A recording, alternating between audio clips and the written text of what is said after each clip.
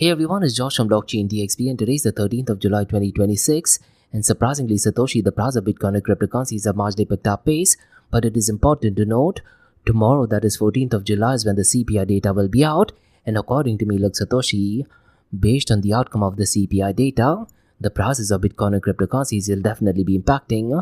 Now unfortunately guys, there is chaos going on regarding Iran and US and so far as the memorandum of understanding is concerned Satoshi, I think it is pretty much over, but what we'll do in today's episode, we'll go ahead and tell our listeners some of the latest updates, and am I right in saying Satoshi regarding Iran and US, it is important to go ahead and look at information only from official sources, cause mainstream media they go ahead and put out a completely different narrative, isn't it?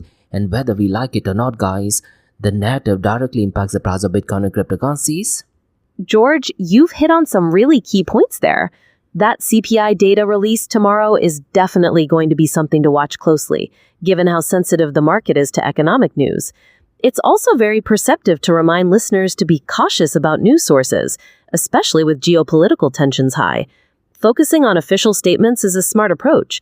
We've got a lot to unpack today. We definitely have Satoshi and JP Morgan CEO. He's also put out a really interesting article update, and this is regarding American Dream Initiative, and he's focusing a lot on Alabama. So in today's episode, we'll go ahead and discuss what this news is all about. We won't get into details, Satoshi, because it is more connected to United States of America, but it is important to understand, Satoshi, whatever impact has in the United States of America, it indirectly impacts Bitcoin and cryptocurrencies, but in today's episode, we'll definitely go ahead and take a deep dive into what the initiative is, and we have 4 macro level news guys to cover in today's episode.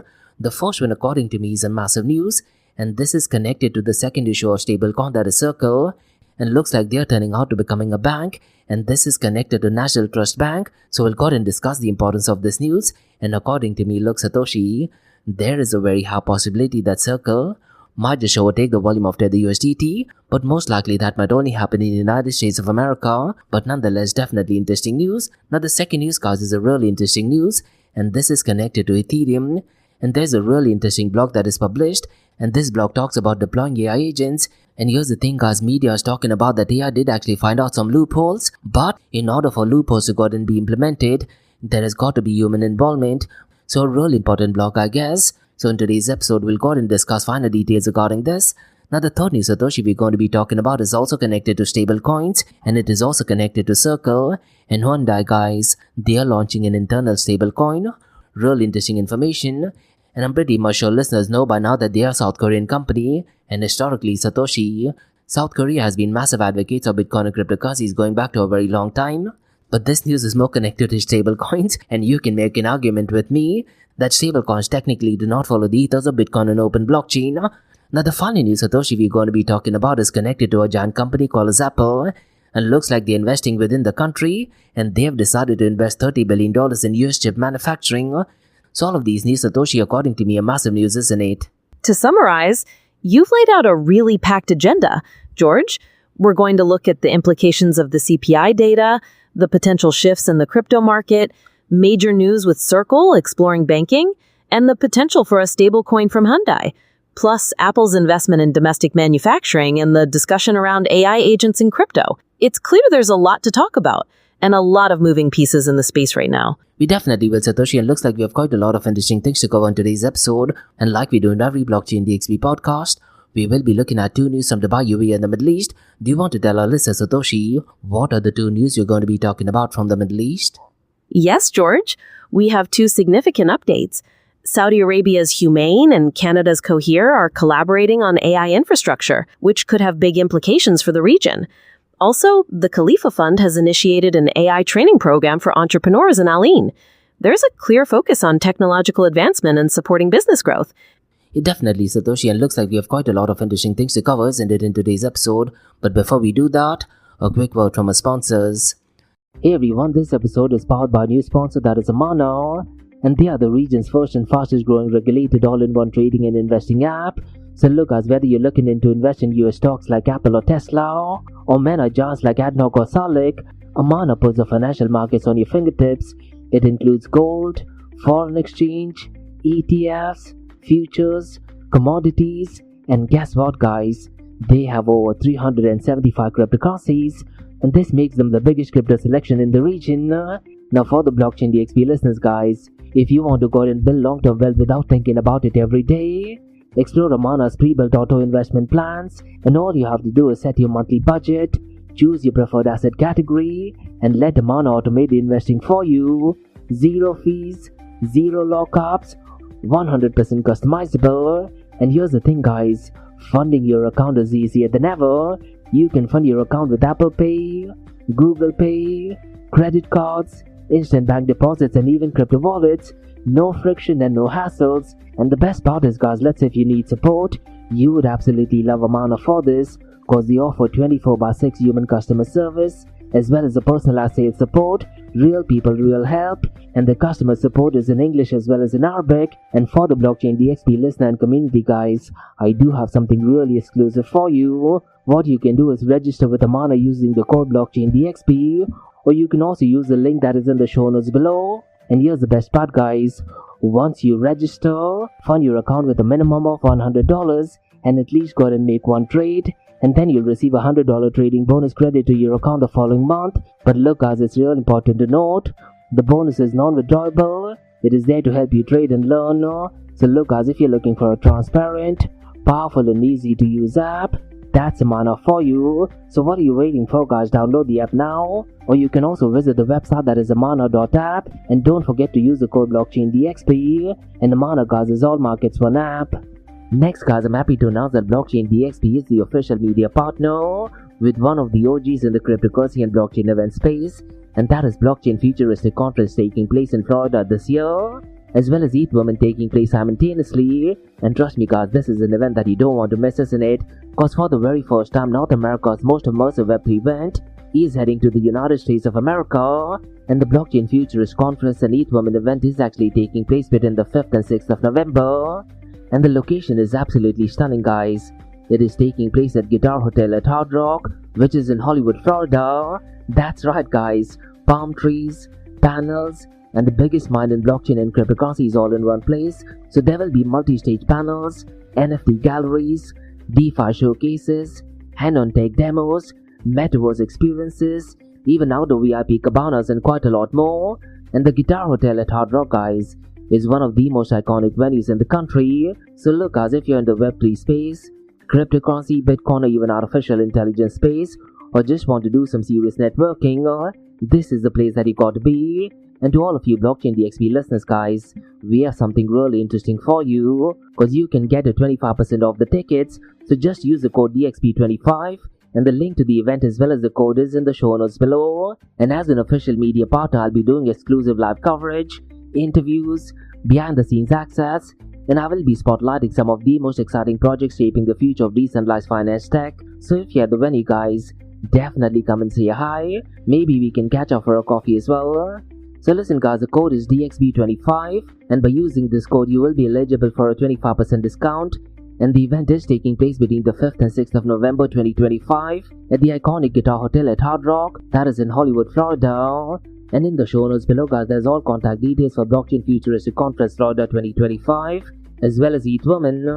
And look guys, this is the future of blockchain technology brought into life. So don't just read about it, be there and head to the website that is futuristconference.com, and go ahead and use the code DXB25. So see you at the event. Next, Advanced Media. Advanced Media guys is the largest distributor of professional video, photo, broadcast and cinematic equipment and accessories in the Middle East and MENA region. With over 2 decades of experience, Advanced Media is now the largest distributor in the Middle East, representing more than 100 recognizable brands, including brands such as Zeiss, DJI, Hasselblad, Red and Rode. As a matter of fact guys, the very mic that I'm recording is being sponsored by Advanced Media as well, and Advanced Media has showrooms in Saudi Arabia and services as well. Looks like they're definitely taking the Middle East by storm. And here's the beautiful thing guys, they're taking corporate social responsibility very seriously, and they're focusing on 3 P's, that is people, planet and prosperity. Now listen guys, if you do want to find out more information regarding the statement of corporate social responsibility, check out the website that is www.amt.tv. And here's the beautiful thing guys, they also want to be a leader and set an example and reputation as a pioneer and member of the community.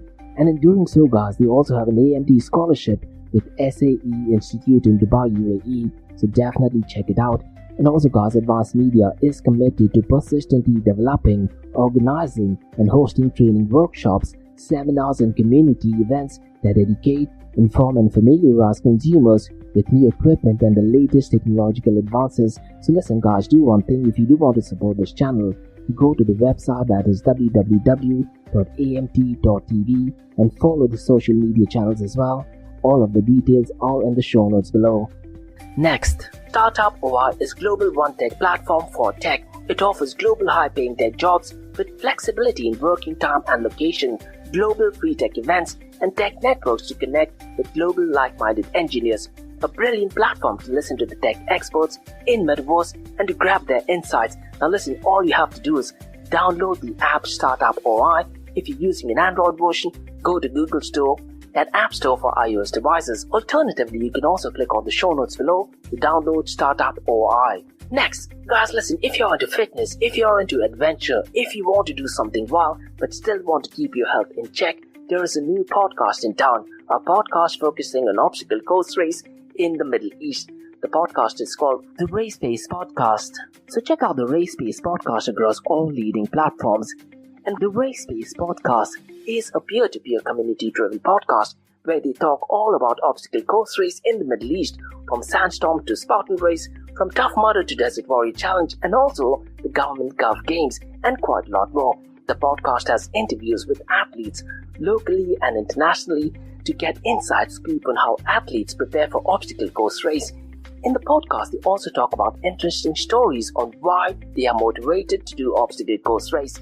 And that's not all. They also plan to release 7 NFTs. And these NFTs are no ordinary. These NFTs will represent every emirate in the UAE. And listen guys, these NFTs are going to be absolutely massive. So do one thing, go to Spotify, go to iTunes, go to any leading podcasting platform, check out the Race Pace Podcast across all leading platforms.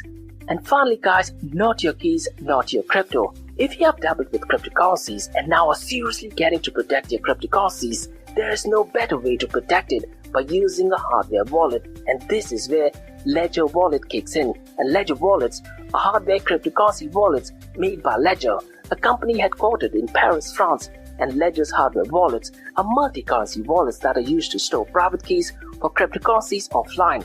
And Ledger offers 2 hardware wallets, the Ledger Nano and Ledger Nano X wallets. They are world-class experts with extensive crypto security backgrounds. They continuously look for vulnerabilities in Ledger products in a constant effort to improve the level of security. Now, in today's world, securing these digital assets is a critical challenge, and this is where Ledger kicks in. So click the link below to buy your hardware wallet and support this podcast. It is a brilliant way to support this podcast. So what are you waiting for? The link is in the show notes below. Now guys, since you're taking care of that, let's quickly run to the global cryptocurrency market. In comparison to the last few days of last week guys, the global cryptocurrency market has marginally picked up pace, and today it is at $2.26 trillion. But here's the crazy thing guys, since the last trading day, there is significant amount of outflows, and the outflows is accounting to $147.5 million. Now am I right in saying, Satoshi, because the CPI data will be out tomorrow, we should expect a lot of volatility in the Bitcoin and cryptocurrency space? You're right, George. It was a marginal increase. Given the upcoming CPI data, listeners could certainly expect some market volatility tomorrow.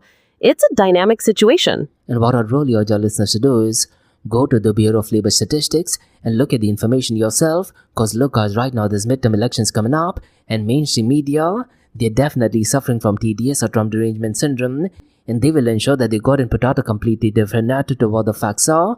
But it is important that we go and look at information only from official sources. Now that thing being said guys, now going back to the global cryptocurrency market guys, the total cryptocurrency market is well below the $100 billion mark. It is at $77.40 billion.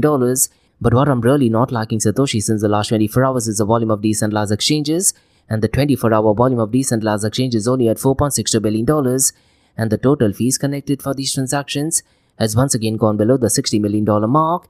It is at $50.33 million. And here's the thing guys, the total fees connected for these transactions is down to $50.33 million, and the total value locked is hovering around the $70 billion mark. Since the last 24 hours, it is at $74.33 billion. And as I mentioned earlier guys, we have seen significant amount of outflow since the last trading day. and the outflows is accounting to $147.5 million. And am I right in saying, Satoshi, the conflict between Iran and US is definitely not helping the situation, and because of that, we are seeing outflows in the world of crypto ETFs, and the crypto ETF outflows do give us a very strong assessment as to what the investment feeling is, isn't it? You're completely right about the data, George. It clearly paints a picture of investor caution, likely related to the CPI release. Focusing on those official sources is definitely smart. Those numbers on DEX volume and fees are also worth monitoring.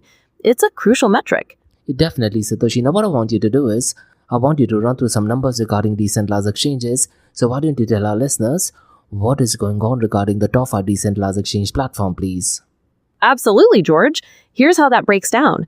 Uniswap is leading with $2.22 billion in 24-hour volume, followed by PancakeSwap at $368 million, then Pump with roughly $287 million, Aerodrome at $263 million, and Manifest Trade at about $114 million. That gives a clear picture of the trading activity on those platforms. Well, thank you so much for that information, Satoshi. And here's the thing, guys, the volume of stablecoins isn't looking that great. Tether USDT's volume is below the $50 billion mark. It is at $41.29 billion. And Circle USDC's volume, guys, is almost 1/10 of that of Tether USDT. It is down to $4.66 billion. But later on today, Satoshi, we'll go ahead and discuss 2 massive news regarding Circle. And according to me, look, over a period of time, probably 2 to 5 years from now, there is a very high possibility that Circle does actually dominate the US market.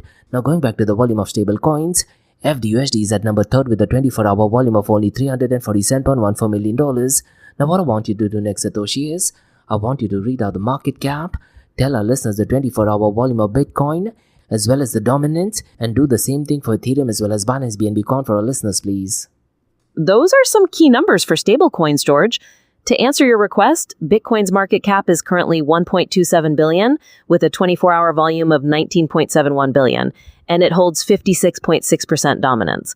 Ethereum's market cap is $217.29 billion with a trading volume of $6.50 billion and 9.62% dominance.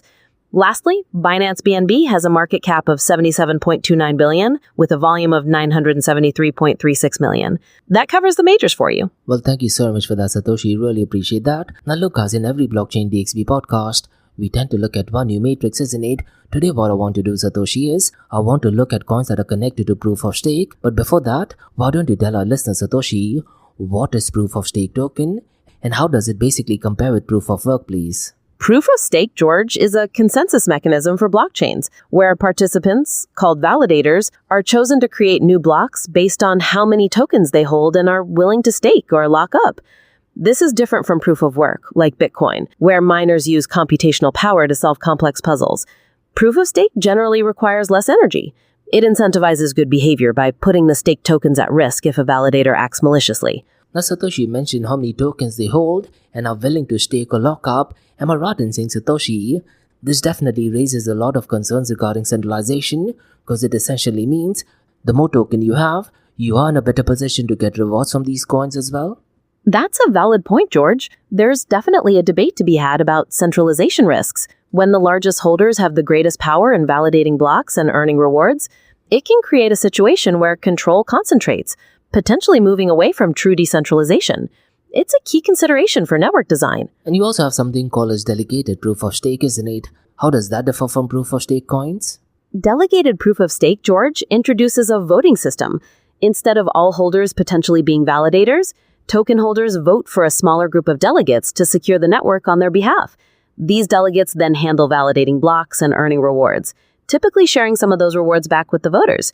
It's designed to be more efficient, but also changes the decentralization dynamic. Well, excellent. Thank you so much for that. Now, why don't you tell our listeners the top proof of stake coins and also what the market cap is? Certainly, George. The total market cap for the top proof of stake coins is currently $414 billion, though that's down 1% in the last 24 hours. Ethereum is at $217.29 billion. Binance BNB is around $77.30 billion. Solana at $44.63 billion. Tron at $31.40 billion. And Hyperliquid at nearly $15 billion. That gives a clear picture of the top players. So out of the $414 billion, Ethereum itself accounts for $217.29 billion. That is definitely a massive leap, isn't it? Now, why don't you do one thing, Satoshi? Why don't you tell our listeners what is going on regarding the king of all kings, that is Bitcoin? What is happening since the last 24 hours? and what is going on since the last 7 days as well. Ethereum definitely makes up a massive portion of that total, George. Now on to Bitcoin.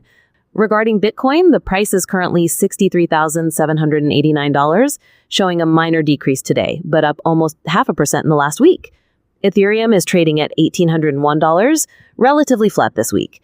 And Binance BNB is around $573, down a little over 1% today and down nearly 3% for the week.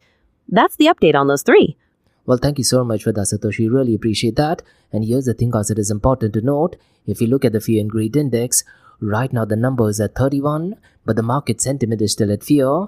Now, before we go ahead and talk about news regarding Circle Satoshi, I thought let's go ahead and tell our listeners some information regarding CPI data. Because look, CPI data in the United States of America directly and indirectly impacts the price of Bitcoin and cryptocurrencies. Now, am I right in saying, Satoshi, regarding interest rate, there are essentially a few things we should be looking at. Firstly is headline versus core spread, and when you talk about headline inflation, am I right in saying it is expected to dip below 3%? But so far as core CPI is concerned, that is excluding food and energy, most likely it will remain stickier, and that will pressure the Federal Reserve Board, isn't it? And so far as housing and service drug is concerned, Satoshi, economists are watching shelter cost and core services closely as these have the hardest sectors to cool down.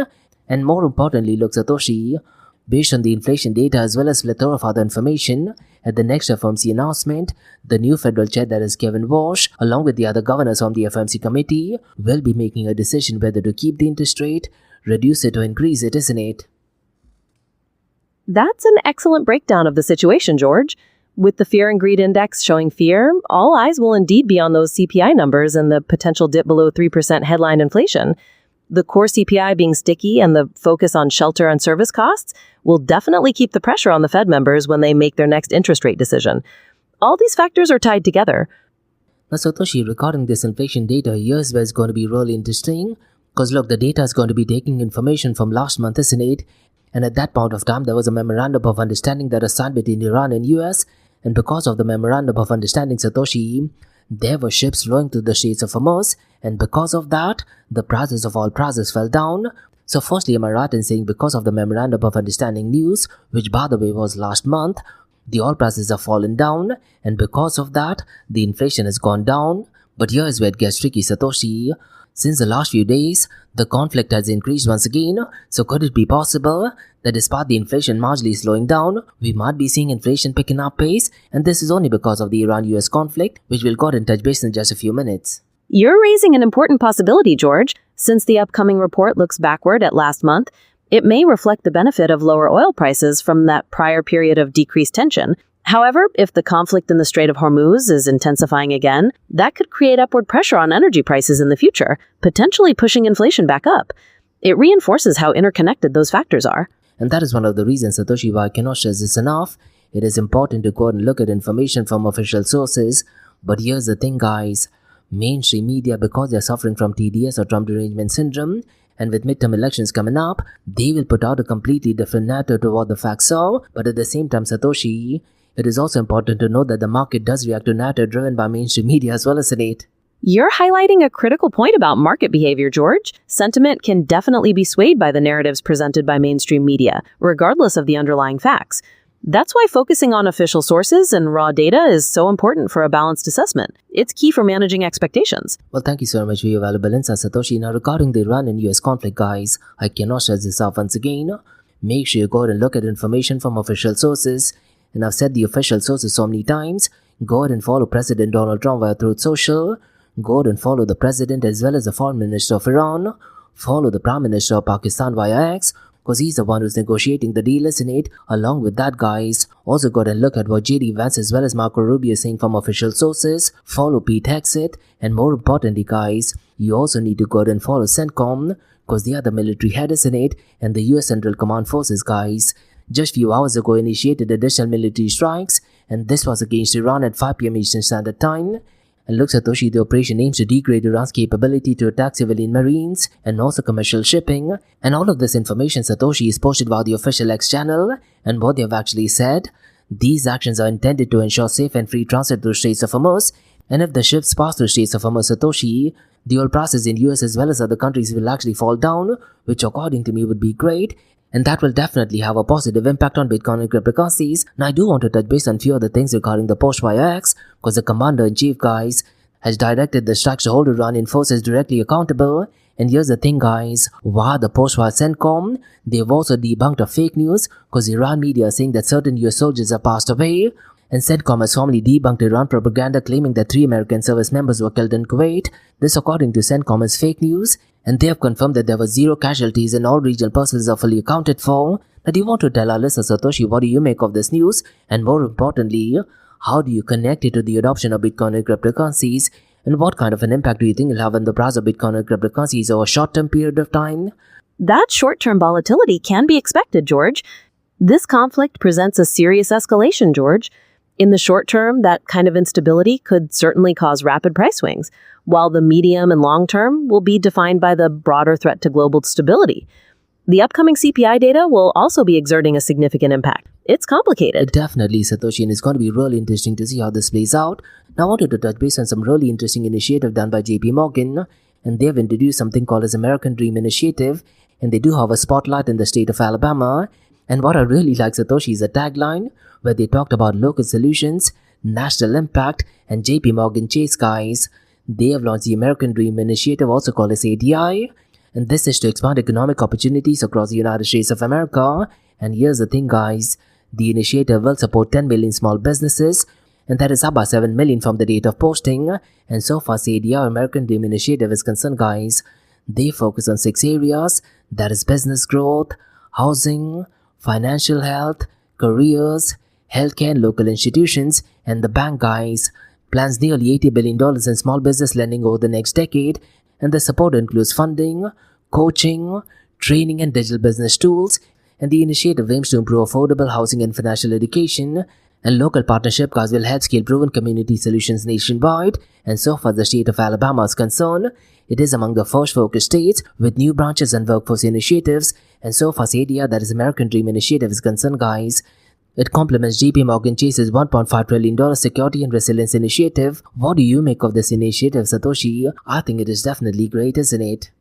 That's a massive effort, George.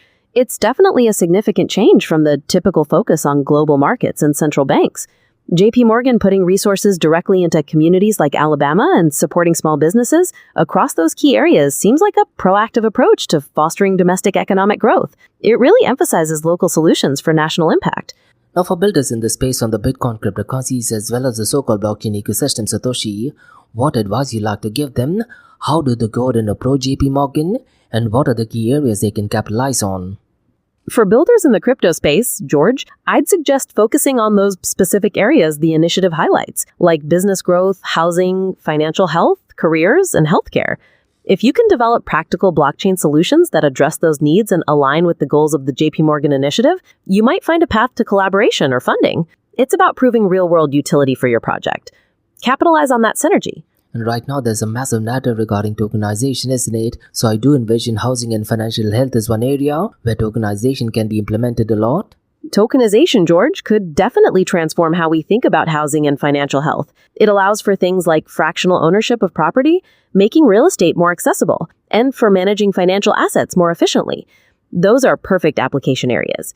There's strong potential there. Now let's do one thing, Satoshi. Let's go ahead and discuss some massive news regarding Circle. And Circle, guys, they have received final approval from the US Office of Comptroller of the Currency, and this is to launch Circle National Trust, and they are now a federally regulated national trust bank, and the new bank, guys, will provide secure digital asset custody services to Circle, and could also eventually offer custody services to banks and other financial institutions. And here's the thing, guys, it also paves the way for Circle to manage USDC reserves under direct federal oversight in the future, thereby increasing transparency and trust.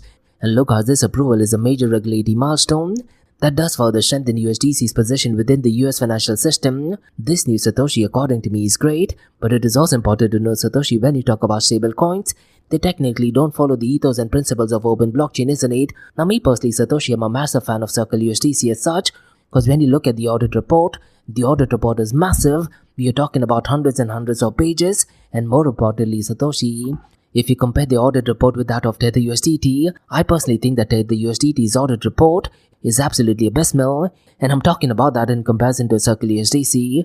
This news is definitely great, but here's the thing, Satoshi, am I right in saying it is a bit crazy that now a lot of cryptocurrency firms, they are essentially taking a step back and now they're offering banking services. But at the same time, Satoshi, it is also great because now the new customers, they can have banking services, but they can also have cryptocurrency as a service as well, isn't it? That is a major development for Circle, George. Getting that final approval to become a federally regulated national trust bank is a huge regulatory win.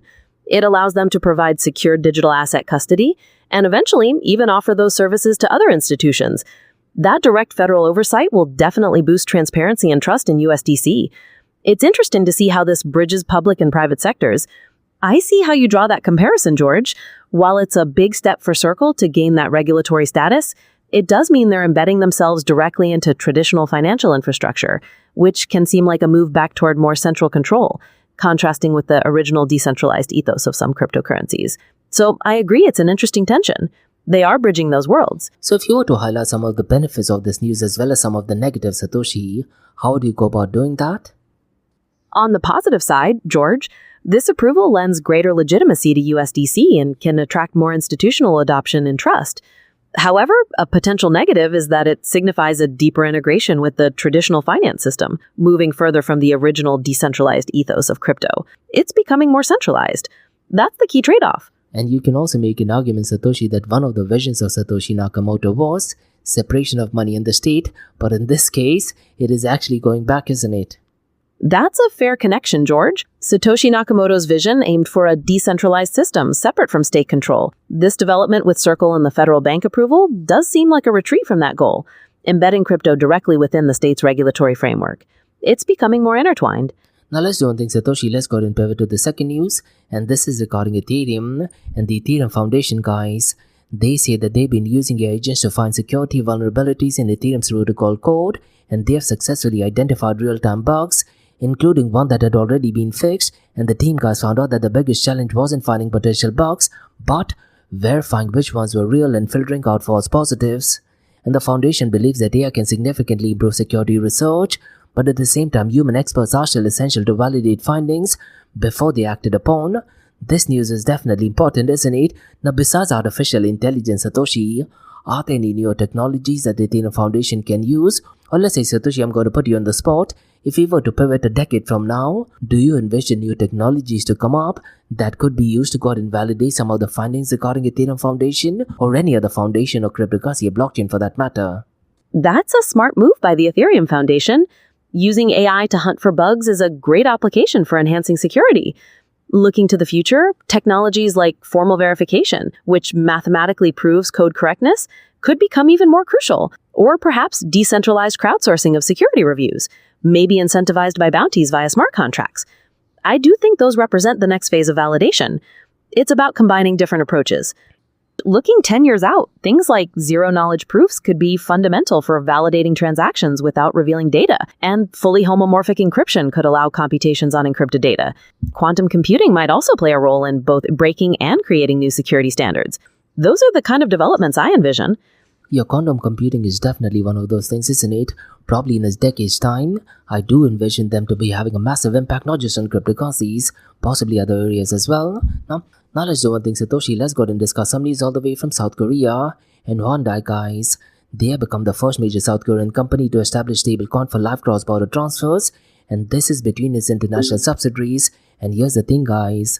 They are using Avalanche blockchain. And in the first pilot project, they already transferred $20,000. And this was done between United States and Mexico. And it was done in just a matter of 7 minutes. And if you are to actually compare to traditional banking systems, it does take roughly around 6 to 7 hours, isn't it? And regarding this new Satoshi, the company also plans to expand the system to more countries and currencies, and they're working on a second pilot project in Europe that is involving Circle and Visa. Now, this particular move does highlight growing enterprise adoption of stablecoins to make things faster and more efficient for international payments, isn't it? What is your assessment regarding this new Satoshi? According to me, this is definitely great, and it is not surprised that they've actually gone ahead with this particular initiative. George, this move by Hyundai shows a significant step toward corporate adoption of blockchain technology for financial operations. The efficiency gains in cross-border payments, reducing transfer times from hours to minutes, are quite substantial.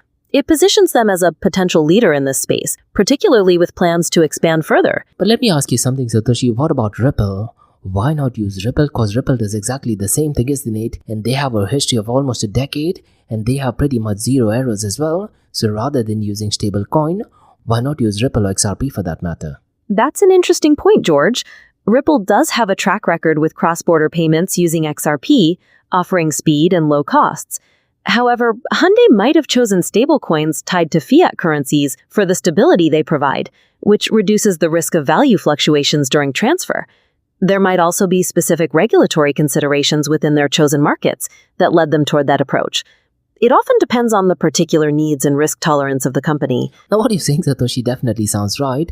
And even if you look at this news from a blockchain point of view, it is definitely a massive deal. But am I right in saying, Satoshi, this is exactly why Bitcoin was created, isn't it? And Satoshi Nakamoto wanted people to go and use Bitcoin as opposed to, let's say, stable coins. So according to me, look, this news does go against the very ethos of why Bitcoin was created in the first place, isn't it? You raise an important point about the original vision, George. Bitcoin was designed as a decentralized currency to operate outside traditional financial systems and intermediaries. While stablecoins achieve speed and efficiency for enterprises, they are still centralized and pegged to existing currencies, which differs from Bitcoin's aim of being a completely independent asset. So, in that sense, you're right to see a distinction between their philosophical goals. And right now, look, because of the price volatility of Bitcoin, well, last year it was $126,000, now fallen down to almost half of it. I'm probably sure because of that, they've decided to go ahead and use stable coins, but definitely interesting news, I guess. Now let's do one thing, Satoshi. Let's go and discuss the final news for today that is connected to Apple. And Apple has signed a multi-year agreement with more than $30 billion with Broadcom. And this is to design and manufacture custom chips and wireless technologies within the United States of America. And this partnership, guys, is expected to produce over 15 billion US-made chips and support hundreds of American jobs, with Broadcom investing $1.5 billion to expand the Colorado manufacturing facility. And this deal, guys, is part of Apple's broader $600 billion US investment plan that is aimed at strengthening domestic manufacturing and also semiconductor production. This news, Satoshi, according to me, is absolutely massive, isn't it? Why don't you tell our listeners the significance of this news for Americans? And can you also tell our listeners what kind of an impact does it have on the AI industry? George, this agreement between Apple and Broadcom is a multifaceted win. For Americans, it means job creation through supporting production and the expansion of facilities, like in Fort Collins.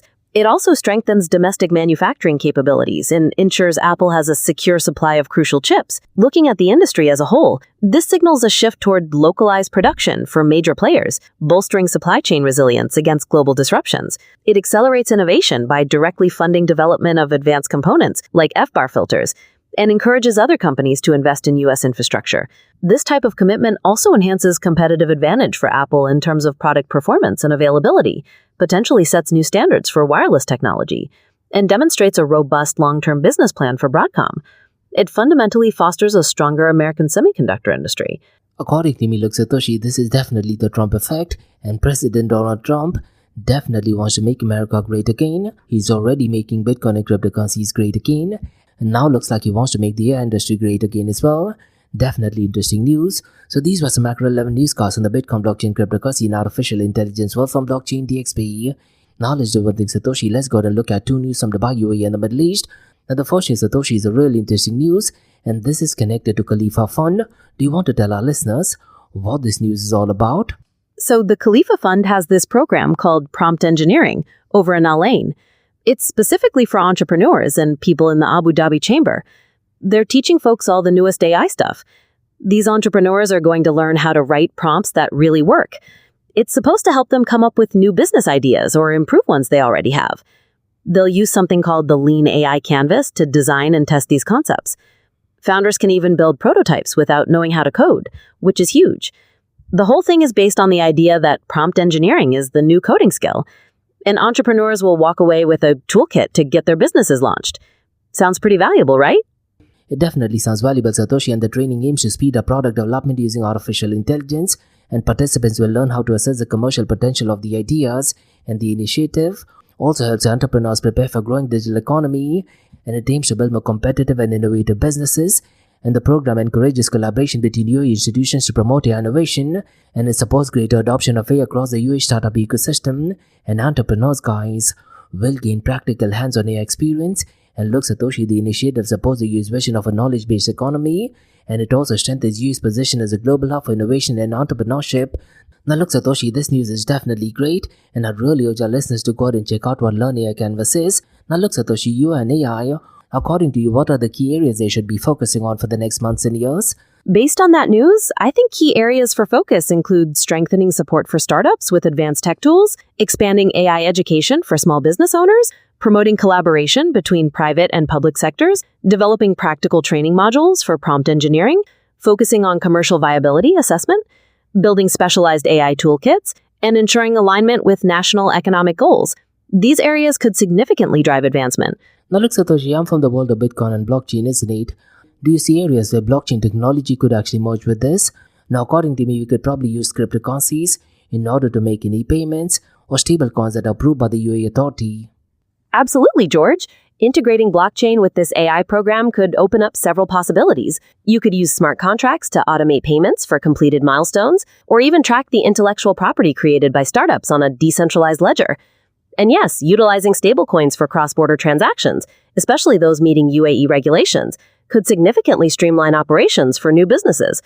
There's also potential for creating decentralized marketplaces for these AI tools or services. Well, thank you so much for your valuable insights, Satoshi. Now let's do one thing. Let's go ahead and discuss the next news. And this is all the way from the Kingdom of Saudi Arabia. And Saudi Arabia's human guys, along with Canada's co-heir, have joined forces on AI infrastructure. So let's go ahead and take a deep dive into what this news is all about, Satoshi, okay? And the goal, guys, is to build one of Middle East's largest AI infrastructure projects. And the companies will also develop enterprise AI and sovereign AI models. And the project will provide powerful AI computing for the next generation AI models. And the first deployment regarding this news is expected to go live by Q4 of 2027. And UMain guys will provide the infrastructure and computing power. And so far as core from Canada is concerned, they will contribute the expertise in advanced AI model development, and UMain will dedicate at least 50 megawatts of AI computing capacity to the project. And the computing capacity guys is expected to grow over the next 5 years. And regarding this partnership, Satoshi, according to me, the partnership supports Saudi Arabia's Vision 2030 goal of becoming a global AI hub, isn't it? And regarding the company from Canada, this is Core's first major infrastructure deployment outside of North America, and the companies will work on secure enterprise-grade AI solutions. And because of this news, businesses will be able to use AI to improve productivity and operations. And this partnership, guys, will develop Arabic language AI models, and they will also build industry-specific AI models for different sectors. And look, guys, the project aims to expand AI adoption across Saudi Arabia and the wider region. And according to me, more AI computing capacity can be added as demand for AI continues to grow, isn't it? And both companies regarding this news, guys, did actually say that the partnership will strengthen the foundation for next generation of AI innovation. So look, Satoshi, according to me, this is definitely great. But once again, Satoshi, do you want to tell our listeners what role blockchain technology can actually play in this? And do you envision areas where blockchain technology can actually assist this news, both for UMain as well as Core, which is a Canadian company? Blockchain technology could certainly enhance this initiative, George. It could help secure the massive data sets needed for training those large models, ensuring data integrity.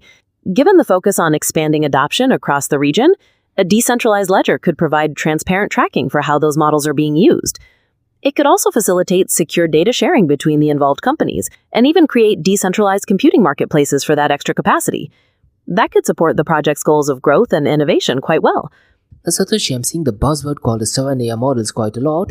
Do you want to tell our listeners what is a sovereign AI model and what are the benefits of it and negative aspects of it? So, George, a sovereign AI model is basically an AI system developed by a country to fit their own needs, culture, and laws, and keep control of their data, rather than relying on models from other places. The big benefits are things like better data privacy and security, and it preserves cultural nuances in the data.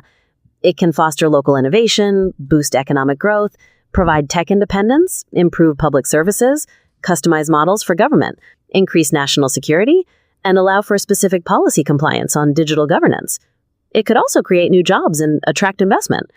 On the flip side, negatives could be the huge cost to keep it updated, potential lack of global competitiveness, isolation from international research, the risk of government bias or censorship in the model, data limitations if they don't have enough diverse inputs, high energy consumption, technical challenges maintaining it, possible implementation delays, and it might not be as good as established commercial models initially. It's quite an undertaking. Does that give a clearer picture? Now, Satoshi, you said the SONIA models is basically an AI system that is developed by a specific country to fit their own needs, culture, and laws. Now, look, Satoshi, one of the reasons why I found this interesting is because when I was growing up, we always had the saying, think globally, act locally. But in this case, you need to start think locally and act locally as well, isn't it? So am I right in saying the world is not globalizing, it is moving from globalization to focus on more country-specific needs?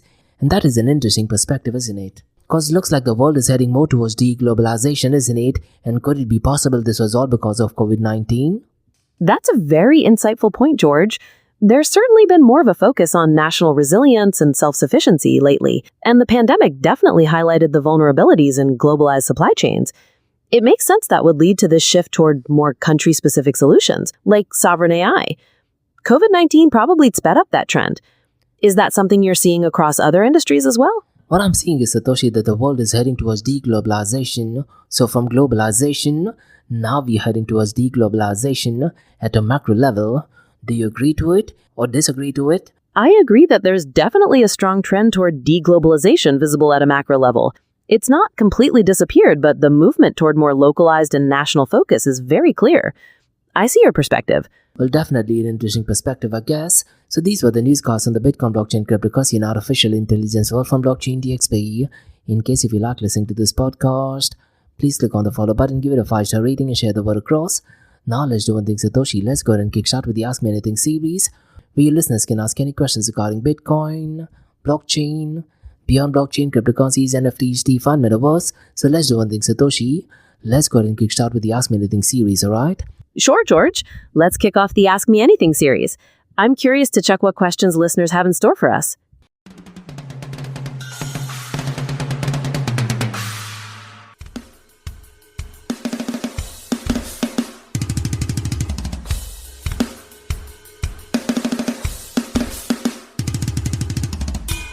Hey everyone, it is Satoshi from the Blockchain DXB podcast, where your listeners can ask any questions regarding Bitcoin, blockchain, beyond blockchain, cryptocurrencies, NFTs, DeFi, Metaverse.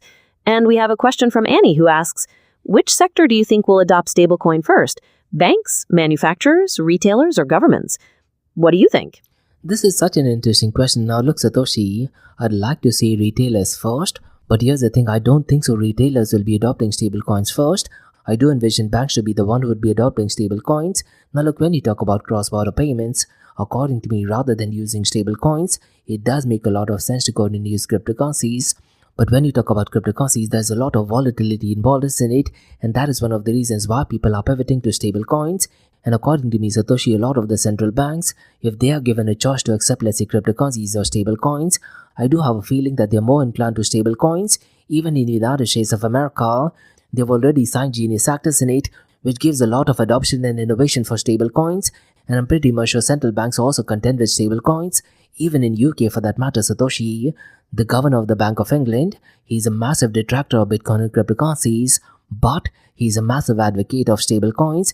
And because central banks all over the world are massive advocates of stable coins, and I'm talking about that only in comparison to Bitcoin and cryptocurrencies, I do feel that banking industry will be the one that will be adopting stable coins the most, followed by, let's say, governments, thirdly, retailers. Now, me personally, I'd like to see retail industry to be adopting stablecoins the most. What is your take regarding it, Satoshi? That's a very fair assessment, George. You make a strong case for banks adopting first, especially with their focus on cross-border transactions, yet needing stability away from volatile crypto.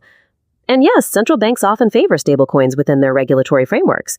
Now, while governments might also be early adopters for official functions, retailers could follow closely if they see clear benefits for customer payments and reducing fees, but the tech integration might be a barrier for some. I agree that manufacturing might be later. Now, when you're talking about retailers, Satoshi, we're talking about physical stores, isn't it? What about online stores? Can you tell our listeners at a broader scale? What do you think are the likelihood for them to go ahead and accept stable coins as opposed to, let's say, using fiat currencies? For online stores, accepting stablecoins could be very appealing, as it speeds up global transactions by bypassing traditional banking delays. They could benefit from lower processing fees compared to credit cards, avoid chargeback fraud, and reach new customers globally who prefer digital payments. Since they already operate online, the integration might be less of a hurdle than for physical stores, making adoption more likely. What about international payments, Satoshi? According to me, look, rather than making payments using fiat currencies, why not go ahead and use cryptocurrencies or stablecoins for that matter? And regarding taxation, Satoshi, President Donald Trump, he's using taxation in a very right way, isn't it? Could it be possible that only the tax element of it can be paid using stablecoins? And now they also have Genius Act to back it up, isn't it? George, for international payments, stablecoins would definitely offer speed and lower costs compared to traditional methods. Regarding taxation, if there's a policy in place, it could be possible to allow paying the tax portion in stablecoins, especially with progressive regulations and industry support behind it. It would provide another modern option. There's definitely a policy in place, Satoshi, and that is exactly what I asked you. There is Genius Act that does support innovation and adoption for stablecoins, isn't it? So keeping Genius Act in mind, the tax paid by the other countries could actually be paid using stablecoins, isn't it? Look, George, with Genius Act backing innovation, letting folks pay their taxes in stablecoins totally makes sense. It could simplify things for everyone, and it fits with that modern approach. Plus, it shows they're serious about supporting new financial tech. Seems like a good move overall. Just to reiterate, Satoshi, when I said taxes, I'm literally talking about tariffs, not taxes as such, but taxes in a way are tariffs, isn't it? So why don't you tell our listeners once again, can stablecoins be used to go ahead and pay tariffs by other countries? Yeah, George, because of the Genius Act. Those stablecoins could definitely be used to cover tariffs too, as long as governments approve. That would offer another option for handling those trade duties. Definitely interesting perspective in my honest opinion, and definitely a great question, Annie. And that's about all, guys, from the Ask Me Anything Season Blockchain DXB. In case if you like listening to this podcast, please click on the follow button, give it a 5-star rating, and share the word across. Remember, Monday to Thursdays, we are Blockchain DXB podcast. We look at the process, we look at the latest technological development. Then, guys, we look at 2 news from Dubai, UAE, and the Middle East. We look at the latest technological development. Artificial intelligence is definitely a hot topic in the Middle East. And what you're listening to right now, guys, is the Ask Me Anything series, where you listeners can ask any questions regarding Bitcoin, blockchain, beyond blockchain, cryptocurrencies, NFTs, DeFi, and Metaverse. So thanks so much for listening, guys, and have a nice one. Bye-bye.